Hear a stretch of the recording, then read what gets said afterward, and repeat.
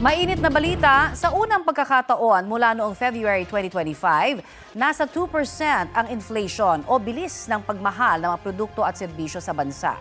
Ayon sa Philippine Statistics Authority, 2% ang inflation rate nitong Enero.